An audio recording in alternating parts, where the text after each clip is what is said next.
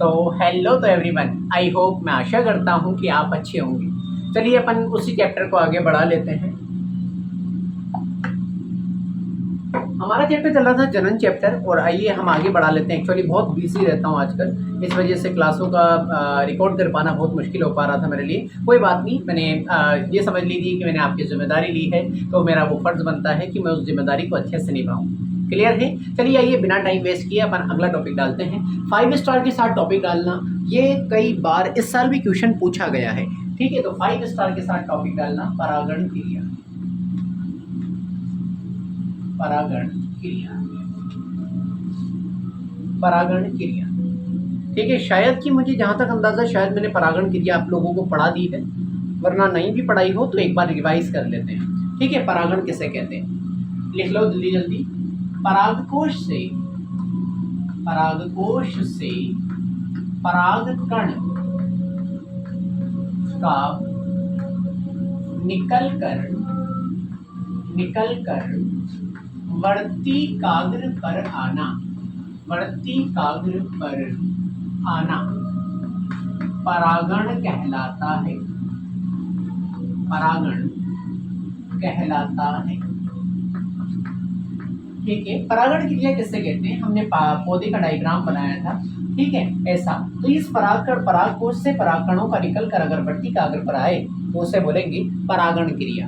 ठीक है, शायद कि मैंने ये पढ़ा दी है, इसलिए अपन ये टॉपिक बहुत जल्दी से एक बार कवर कर लेते हैं। मुझे मेरे माइंड में आ रहा है कि जहाँ तक मुझे अंदाजा, मैंने ये चीज पढ़ा दी है। ठीक है, नेक्स्ट लाइन। परागण दो प्रकार का होता है, दो प्रकार का होता है। एक तरफ डाल लो स्वपरागण, स्वपरागण, और एक तरफ डाल लो परपरागण। एक तरफ स्वपरागण, एक तरफ डालना है परपरागण। स्वपरागण किसे कहते हैं, यदि परागकण उसी पुष्प की वर्तिकाग्र पर आ जाएं तो उसे स्वपरागण कहते हैं, स्वपरागण कहते हैं।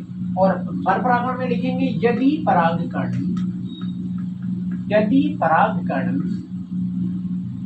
दूसरे पुष्प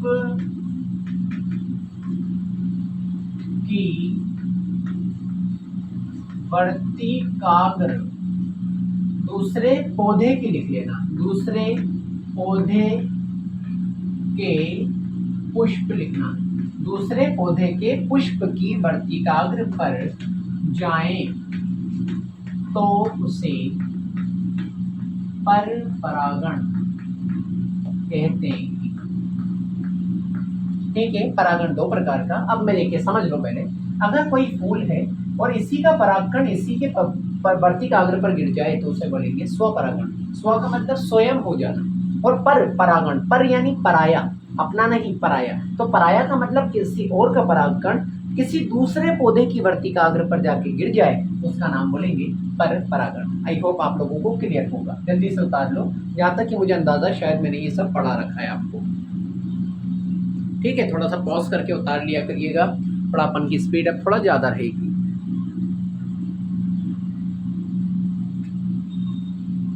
ठीक है, आई होप आपने उतार लिया होगा। यहाँ पर पौधों में जनन अपन ने पूरा पढ़ लिया है। ठीक है, पौधों में जनन अपन लोगों ने पूरा पढ़ लिया है। अब अगला टॉपिक डालेंगे, मानव में जनन। में जनन, इंसानों के अंदर, मानव के अंदर, ह्यूमन के अंदर, हम लोगों के अंदर जनन कैसे होता है ये पढ़ेंगे अपन। क्लियर है? टॉपिक डालेंगे मानव में जनन, लिखना, मानव में लैंगिक जनन होता है, जनन होता है।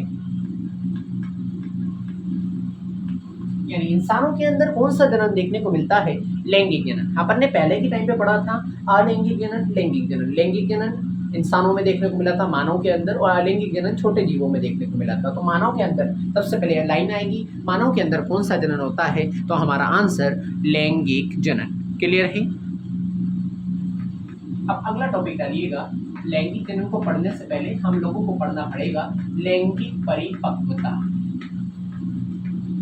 लैंगिक परिपक्वता यानी लैंगिक परिपक्वता कैसे आती है एक इंसान के अंदर, मेल में, फीमेल में, ये सब पढ़ना है हमें।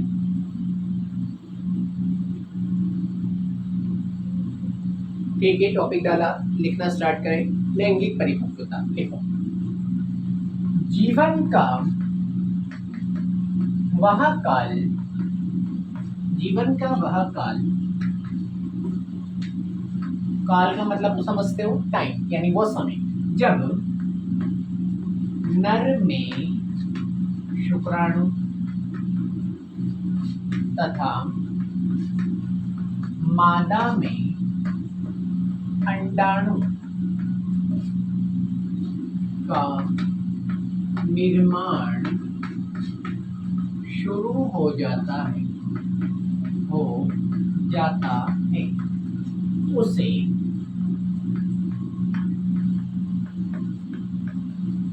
लैंगिक परिपक्वता कहते हैं।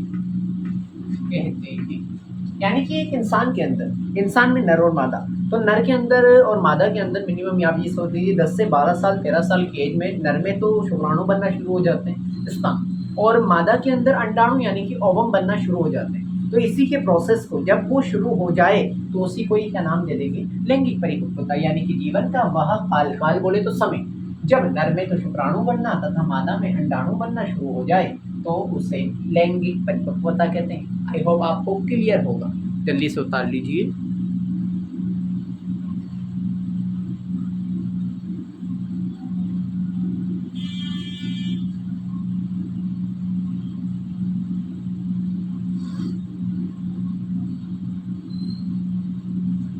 लिखा, अगली लाइन में लिखना है ऐसे नीचे।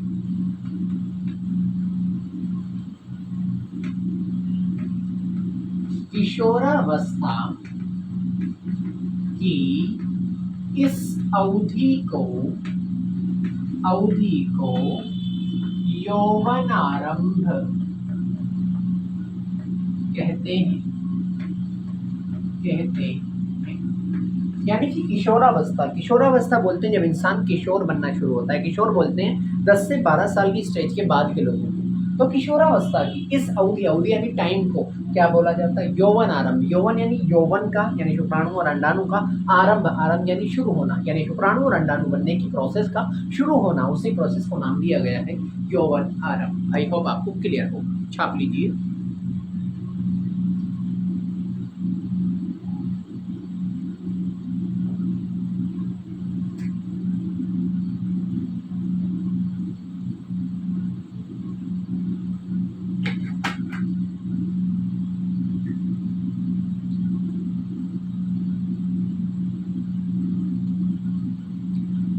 आई होप आपने उतार लिया होगा।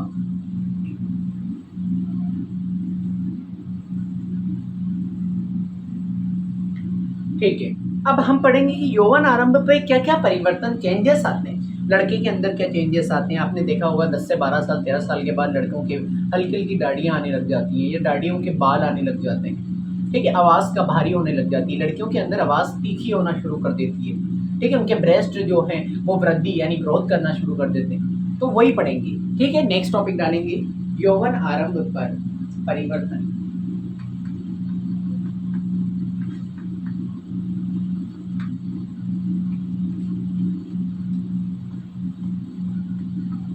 यौवन आरंभ पर परिवर्तन यानी जो स्टेज आती है उस पर क्या क्या परिवर्तन देखने को मिलते हैं। ठीक है, इसमें फर्स्ट नंबर टॉपिक डालें किशोरों में एक समान। किशोरों में एक समान, किशोरों में एक समान का मतलब है लड़कियों लड़कियों में दोनों में क्या क्या होते हैं जो समान चेंज होते हैं। ठीक है, इसमें लिखना स्टार्ट करें, पॉइंट करके लिखना। कांख या जननांग, क्या लिखा, कांख, कांख के ऊपर एक बिंदी है तो लगा लीजिएगा। कांख या जननांग के पास गहरे बालों का आ जाना। ठीक है, यानी कि ये मेल में भी और फीमेल में भी दोनों में देखने को मिलता है। कांख या जननांग यानी कि अंडर आर्म पर बालों का उग जाना, गहरे बालों का उग जाना। ठीक है, उसके बाद अगला पॉइंट, त्वचा का तेलीय होना, तेलीय होना व कील मुहासे निकलना। ठीक है, दो चेंजेस तो लड़के और लड़कियों में समान देखने को मिलते हैं, यानी कि पहला तो कांख या जननांग यानी अंडर आर्म पर गहरे बालों का उग जाना, और दूसरा तेलीय होना, क्या, त्वचा यानी स्किन जो होती है ना 10 से 12-13 साल बाद ऑयली होने लग जाती है। ऐसे लगता है कि यार हमने ऑयल लगा रखा है, हम ऐसे करेंगे ना नाखूनों में मोम आ जाता है, कि मोम आ जाता है ये, तो इसे बोलते हैं ऑयली होना। तो ऑयली होना शुरू कर देती है कब, यौवन आरंभ पर। क्लियर है, जल्दी से उतार लो। यौवन आरंभ का मतलब 10 से 12 साल की स्टेज के बाद का वो टाइम। आई होप आप लोगों ने उतार लिया होगा, पॉज कर लिया करें।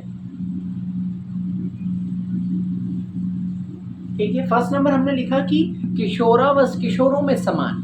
ठीक है, अब सेकंड नंबर लिखेंगे लड़कों में। अब पढ़ेंगे लड़कों में, यानी लड़कों के अंदर क्या क्या चेंजेस देखने को मिलते हैं, यानी कि लड़कों के अंदर क्या क्या चेंजेस देखने को मिलते हैं। फर्स्ट क्या पॉइंट करके लिख लो, चेहरे पर दाढ़ी,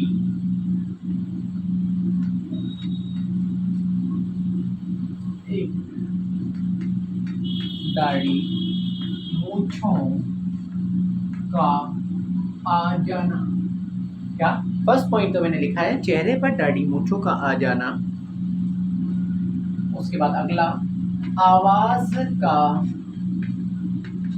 फटना या भारी होना, भारी होना। ये दो चेंजेस है जो कि लड़के में देखने को मिलते हैं। क्या, पहला तो चेहरे के ऊपर दाढ़ी मूंछों का आ जाना, उसके बाद दूसरा आवाज का फटना, या तो लड़का जब एक बड़ा होने लगता है 12-13 साल की एज के बाद में, तो उसकी आवाज वो बच्चे लाइक स्ट्रक्चर नहीं होती है, बच्चों की तरह नहीं होती है। क्या होती है, भारी हो जाती है, मोटी हो जाती है, या फिर ऐसा होता है कि ऐसे आवाज आने लगती है, फटना शुरू कर देती है। तो याद रखना, लड़कों में दो चेंजेस देखने को मिलेंगे, पहला तो क्या, दाढ़ी मूंछों का आ जाना, और दूसरा क्या है, आवाज का फट जाना या फिर भारी हो जाना। क्लियर है, आई होप आपने लिखा होगा। थर्ड नंबर पढ़ेंगे केवल और केवल लड़कियों में। लड़कियों में ट्यूशन कहीं से भी बन सकता है कि लड़कों में चेंजेस क्या देखने को मिलते हैं, लड़कियों में, वो बोले कि सब में, तो सबका लिखना पड़ेगा फिर आपको। ठीक है, लिखना। हाँ, स्तन के आकार में वृद्धि होती है, वृद्धि होती है। अगला पॉइंट, रजोधर्म शुरू हो जाता है, शुरू हो जाता है। यानी कि लड़कियों में दो चेंजेस देखने को मिलते हैं। पहला तो है स्तन के आकार में वृद्धि होती है, स्तन यानी ब्रेस्ट में, आप लोग जानते हैं ब्रेस्ट के आकार में वृद्धि होने लगती है। और दूसरा जो है रजोधर्म शुरू हो जाता है। रजोधर्म हम आगे टॉपिक पढ़ेंगे। मेंस्ट्रुअल साइकिल किसे कहते हैं, लड़कियों में 28 दिन में एक चक्र चलता है, उसको बोलेंगे रजोधर्म। तो रजोधर्म शुरू हो जाता है, यानी लड़कियों में दो चेंजेस, स्तन के आकार में वृद्धि हो जाती है और दूसरा रजोधर्म शुरू हो जाता है। आई होप आपको क्लियर होगा, छाप लीजिए।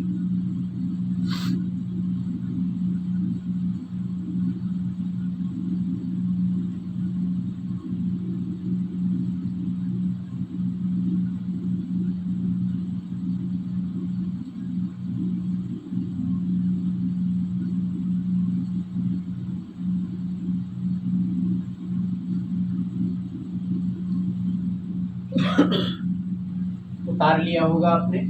ठीक है, एक बार रिवाइज कर लो, आज जितना हम लोगों ने पढ़ा है, जल्दी से रिवाइज कर लो। 1 मिनट का टाइम है आप लोगों के पास में। What are you find now? How much? No no, only 7,000। ठीक ठीक। आई होप आप लोगों ने रिवाइज कर लिया होगा। क्लियर है? तो हमने पढ़ा है ना मानव में लैंगिक जनन पढ़ रहे हैं, यानी कि स्टार्टिंग पढ़ ली हमने। मानव में लैंगिक जनन कब होता है? किशोरावस्था के बाद होता है, यौवन आरंभ अवस्था के बाद होता है। चलिए अब पढ़ते हैं कि कैसे होता है। तो कैसे होने के पहले हमको पढ़ना पड़ेगा कि कैसे शुक्राणु बनते हैं, कैसे अंडाणु बनते हैं, कहाँ पर बनते हैं, कैसे बनते हैं ये। तो सबसे पहले पढ़ते हैं हम लोग नर जनन तंत्र। तो आप टॉपिक डालिएगा 5 स्टार के साथ में, नर जनन तंत्र। याद रखिएगा इस साल आया है 2026 के अंदर मादा जनन तंत्र। तो याद रखना अगले साल नर जनन तंत्र आने की 100% चांस है। बिकॉज नर जनन तंत्र और मादा जनन तंत्र दोनों में से एक सवाल 100% एग्जाम में पूछा ही जाता है विद डायग्राम। याद रखना। तो जितने भी मैं डायग्राम आप लोगों को पढ़ाता हूँ, बताता हूँ, लिखाता हूँ, करवाता हूँ, तो सब लोग आप अपने डायग्राम की प्रैक्टिस खुद ब खुद बढ़िया तरीके से कर लीजिए घर पे बैठ के। क्लियर है? तो टॉपिक डालिएगा नर जनन तंत्र। क्लीन आ रहा है? अब क्लीन आ रहा होगा। नर जनन तंत्र, ठीक है। लिखना स्टार्ट करो।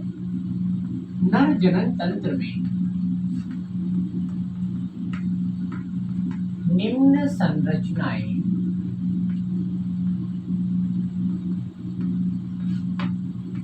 पाई जाती है। नर जनन तंत्र के अंदर कौन कौन सी संरचनाएं पाई जाती है, पहले हम उसको पढ़ेंगे। क्लियर है? अब इसके अंदर फर्स्ट नंबर टॉपिक डालिएगा वृषण।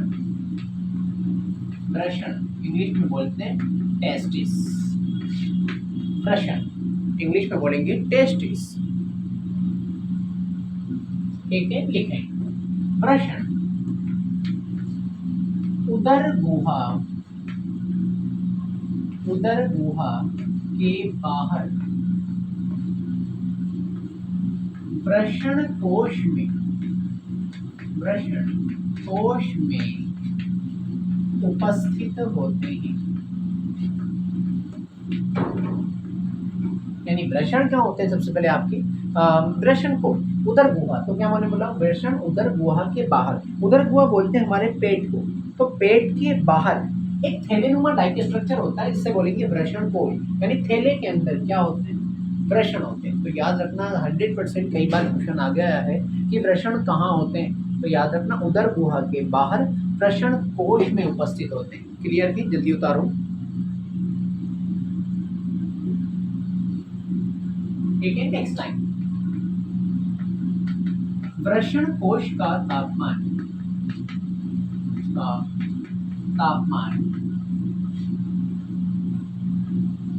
तुलनात्मक रूप से कम होता है, जो कि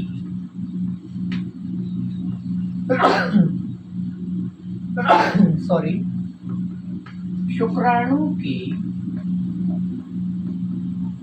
उत्पादन के लिए आवश्यक होता है। तो याद रखना कि वृषण कोश में क्यों होते हैं? इसलिए होते हैं क्योंकि वृषण कोश का तापमान तुलनात्मक रूप से कम होता है। मान लो हमारी बॉडी का तापमान होता है 37 डिग्री के आसपास, तो हमारी बॉडी के कंपैरिजन में वृषण कोश का तापमान 2 से 3 डिग्री कम होता है। अगर हमारी बॉडी का 37 है तो वहाँ पर होगा 34 35 के अराउंड। तो याद रखना जितना कम तापमान होगा ना, मतलब ज़्यादा कम भी नहीं, लेकिन हमारी बॉडी से कम, तो वहाँ पर शुक्राणु आराम से बन जाएंगे। इस वजह से वृषण कोश को उदर गुहा यानी पेट की बजाय कहाँ रखा जाता है? वृषण कोश में। याद रखना 5 स्टार लगा लेना इस लाइन में। 100% क्वेश्चन आया हुआ है कि वृषण को वृषण कोश में क्यों रखते हैं? क्योंकि वृषण कोश का तापमान तुलनात्मक रूप से कम होता है, जो कि शुक्राणु के निर्माण के लिए आवश्यक होता है। आई होप आप लोगों को क्लियर होगा। क्लियर है? नेक्स्ट लाइन वृषण में शुक्राणु कोष्ठक में लिखो नर युग्मक का निर्माण होता है। यानी वृषण के अंदर क्या बनते हैं, शुक्राणु बनते हैं। शुक्राणु बोले तो स्पर्म बनते हैं, यानी कि नर युग्मक, इंसान मतलब नर युग्मक यानी मेल गैमेट बनते हैं। किसमें, वृषण के अंदर। वृषण के अंदर शुक्राणु बनते हैं जिन्हें क्या बोलते हैं, नर युग्मक और बनते हैं। क्लियर है। लास्ट लाइन लिख लो, वृषण से टेस्टोस्टेरोन हार्मोन का उत्पादन होता है, उत्पादन होता है, जिसे नर हार्मोन भी कहा जाता है, कहा जाता है। तो याद रखना 100% क्वेश्चन पूछा जाएगा कि नर से निकलने वाला हार्मोन कौन सा है। नर में भी वृषण से निकलता है, तो वृषण से निकलने वाले हार्मोन का नाम टेस्टोस्टेरोन, या फिर ये भी बोला जा सकता है नर हार्मोन का नाम। यानी हम मेल पार्ट में कौन से हार्मोन निकलते हैं, टेस्टोस्टेरोन। जब मैं फीमेल पार्ट पढ़ाऊंगा, मादा वाला पार्ट, तो वहाँ दो निकलते हैं, प्रोजेस्टेरोन और एस्ट्रोजन। तो यहाँ पर अभी जो वृषण से निकलता है उसका नाम है टेस्टोस्टेरोन, जिसको नर हार्मोन भी कहा जाता है। क्लियर है, लिख लीजिए। जो भी टॉपिक हम पढ़ रहे हैं ये समझ लो कि 5 स्टार लगा के लिखना, बिकॉज ये टॉपिक एक बार नहीं कई बार एग्जाम में आया हुआ है।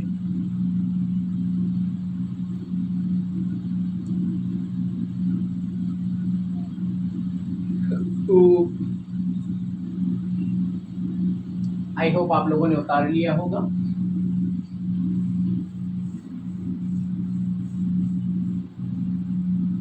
क्लियर, ठीक है। अब एक छोटा सा टॉपिक डाल लो 5 स्टार के साथ, टेस्टोस्टेरोन के कार्य।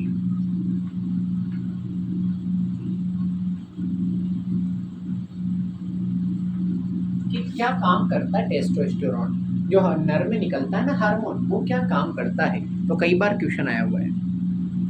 हाँ, इसका पहला काम लिख लो, शुक्राणु उत्पादन का नियंत्रण करता है।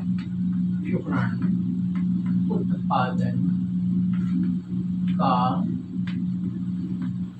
नियंत्रण करता है। क्या करता है, शुक्राणु उत्पादन का नियंत्रण करता है। और अगला, लड़कों में यौवन अवस्था प्रारंभ करता है। यानी लड़कों में निकलने वाला हार्मोन टेस्टोस्टेरोन क्या काम है, दो काम। शुक्राणु उत्पादन का नियंत्रण, यानी 12-13 साल की एज के बाद जब ज़्यादा निकलना शुरू कर देता है, जो कि शुक्राणु का उत्पादन यानी बनाता है।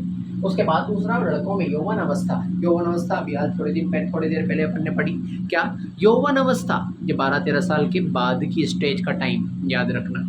क्लियर है। यौवन अवस्था प्रारंभ कराता है, या फिर लिख सकते हो आप लोग परिवर्तन कराता है, कुछ भी लिख सकते हो, लाइन कहीं से भी आ सकती है। ठीक है, तो इसके नीचे लिख लेना, प्रारंभ के नीचे परिवर्तन।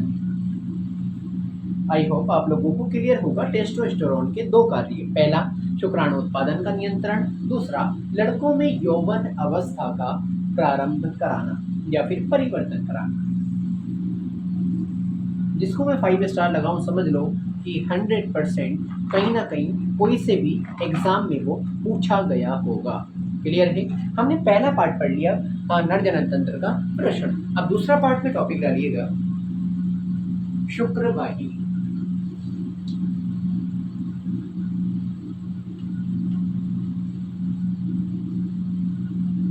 शुक्रवाहिनी, मैंने बोला शुक्रवाहिनी, याद रखिएगा। ठीक है, लिखना स्टार्ट करें। यह शुक्राणु को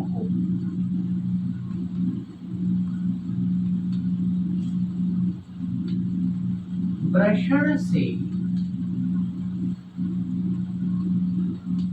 शीशन तक पहुंच जाती है।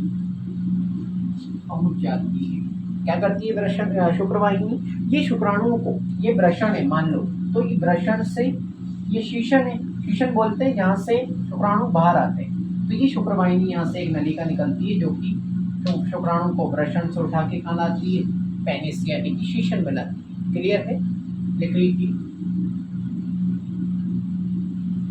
शुक्रवाहिनी ये शुक्राणुओं को वृषण से शीशन तक पहुंचाती है। क्लियर है। थर्ड नंबर, मूत्र मार्ग। मूत्र मार्ग, मूत्र मार्ग किससे कहते हैं? देखना, यह मूत्र और वीर्य दोनों के बाहर जाने का मार्ग है।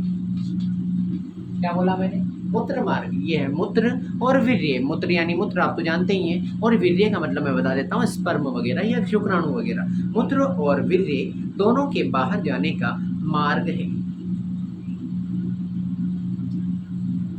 तथा बाह्य आवरण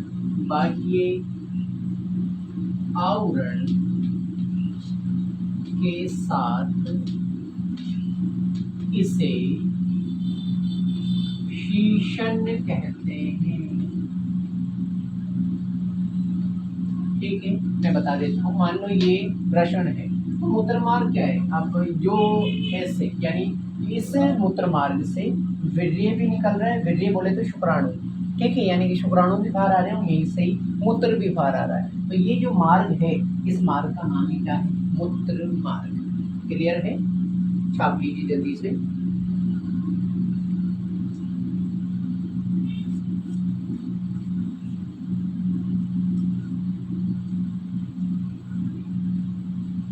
आई होप आप लोगों ने लिख लिया होगा। फोर्थ नंबर, संबंधित ग्रंथियां।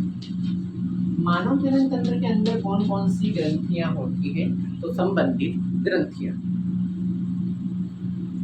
देखना, शुक्राशय ग्रंथि व प्रोस्टेट ग्रंथि अपने स्त्राव को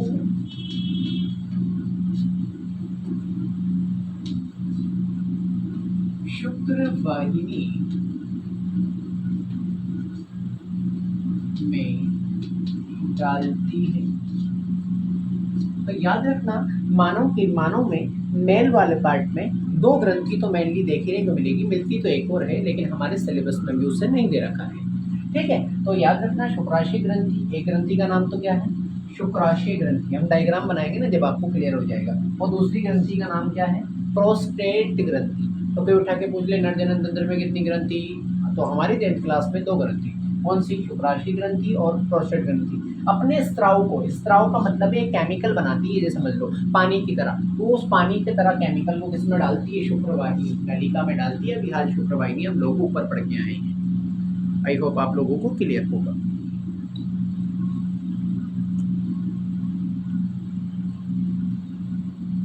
जल्दी से छाप दीजिए, मिटा दूंगा मैं।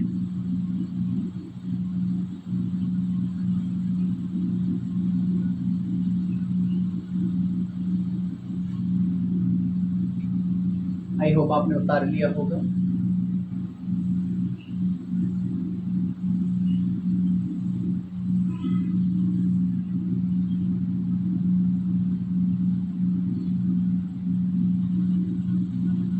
हाँ, देखिए अब जो 2 ग्रंथियां मैंने लिखी ना, तो इससे क्या होता है?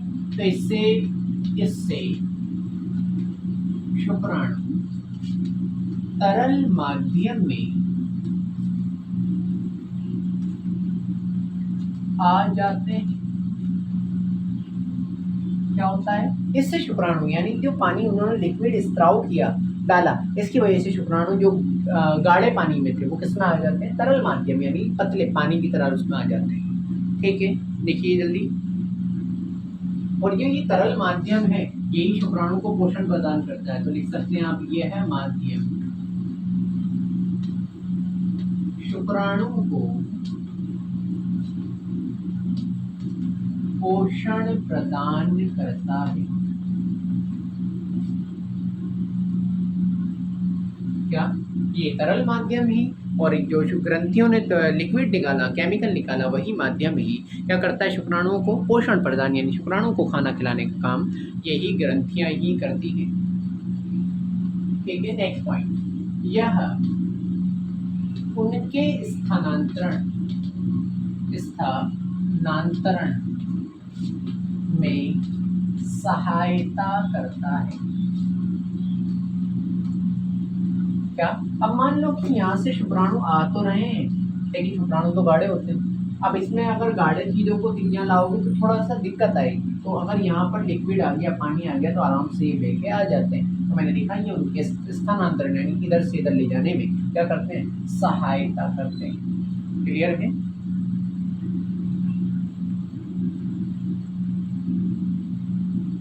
अब स्टार पॉइंट लगा के लिख लेना, शुक्राणु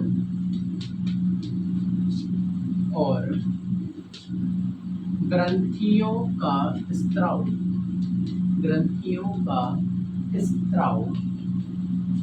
मिलकर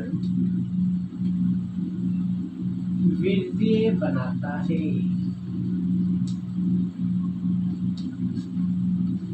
ठीक है, वीर्य बनाता है। वीर्य किसे कहते हैं, आप ये समझ लो, वीर्य बराबर एक तो शुक्राणु जो कि वृषण ने बनाए, और जो इन शुक्राशय ग्रंथि, प्रोस्टेट ग्रंथि ने जो पानी निकाला उसको, यानी स्त्राव जो भी निकला, स्त्रवण हुआ, उन दोनों को मिला के ही क्या बनेगा, वीर्य। तो कभी कभी परिभाषा पूछी जा सकती है वीर्य की, शुक्राणु तथा ग्रंथियों का स्त्राव मिलके ही वीर्य का निर्माण करता है। आई होप आप लोगों को क्लियर होगा। छाप लीजिए, यहाँ पर मैंने नर जनन तंत्र पूरा करा दिया है, और एज इट इज आपको याद रखना है, बस अपनी मेहनत को लगातार रखना है। क्लियर है? आई होप आप लोगों के समझ में आया होगा। ठीक है, अब एक डायग्राम बनाना है, तो आपके पास एनसीईआरटी होगी। ठीक है, आप लोगों के पास में एनसीईआरटी होगी, तो एनसीईआरटी में मैं एक आप लोगों को डायग्राम बता देता हूँ। एक मिनट,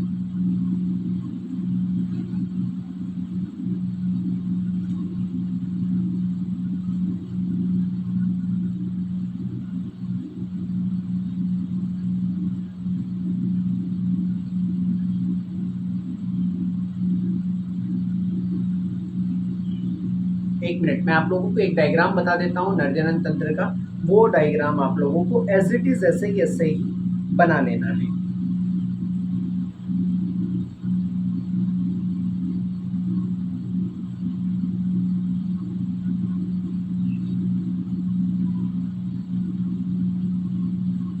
मैं बहुत बढ़िया तरीके से उस डायग्राम को बनाता, लेकिन मेरे पास अभी थोड़ा टाइमिंग कम है, इस वजह से। बाकी मैंने बढ़िया है, आज आपकी क्लास अच्छे से ली है। ठीक है, तो बस मैं इतना कहूँगा कि ये वाला डायग्राम को आप अपनी बुक में देखिएगा। नर जनन तंत्र का डायग्राम दे रखा है आपकी बुक के अंदर, ये वाला। इस डायग्राम को एज इट इज आप लोगों को बना लेना है।